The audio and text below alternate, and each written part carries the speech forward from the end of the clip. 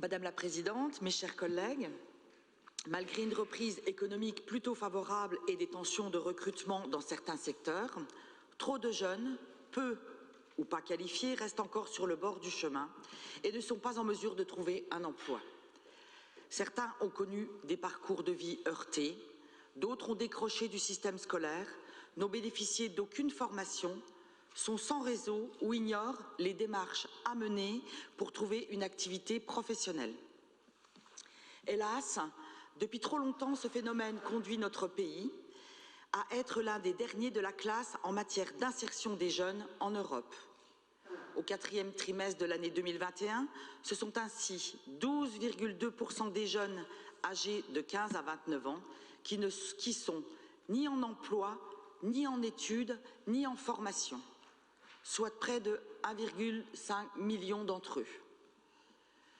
Dans le cadre du plan « Un jeune, une solution », le gouvernement a annoncé au mois de novembre 2021 un nouveau type d'accompagnement pour les 16-25 ans éloignés de l'emploi, le contrat d'engagement jeune.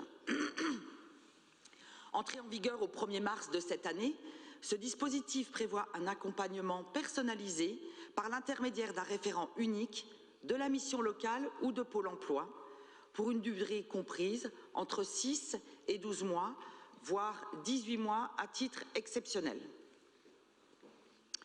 Recherche d'emploi ou d'apprentissage, formation, immersion dans le monde professionnel, démarches en matière de logement ou de mobilité, un programme d'ateliers à hauteur de 15 à 20 heures par semaine devrait ainsi leur permettre de rebondir, de gagner en autonomie et de s'émanciper par leur travail. En Meurthe-et-Moselle, de premiers contrats d'engagement ont été conclus, notamment dans le Grand Nancy et le Toulois. S'ils peuvent apporter une première réponse, notre collectivité ne saurait rester passive face à cette problématique. En effet, cela ne vous a pas échappé, l'insertion professionnelle demeure au cœur de nos politiques publiques départementales. Très souvent, trop souvent, nous injectons des moyens financiers dans des dispositifs dont l'efficacité est à relativiser. En ce sens, nous considérons qu'une évaluation plus affinée des politiques publiques de l'insertion mériterait d'être conduite.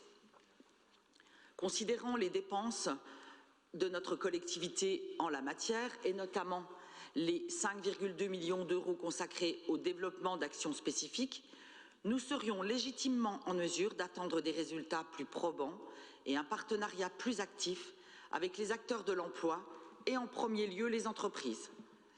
Investir dans notre jeunesse, c'est investir dans notre avenir. Les préparer à leur entrée ou leur retour à l'emploi, c'est veiller à les mettre en phase avec les besoins du marché et les filières porteuses. C'est aussi notre rôle, celui d'une collectivité proche et solidaire, une collectivité qui veille à un soutien équitable dans chacun des territoires par une action propre ou en appui de celle initiée par l'État, la région ou encore le bloc local. En ce sens, Madame la Présidente, pouvez-vous nous dire si un accompagnement du département est prévu en complément de ce nouveau dispositif national et, le cas échéant, sous quelle forme? Je vous remercie.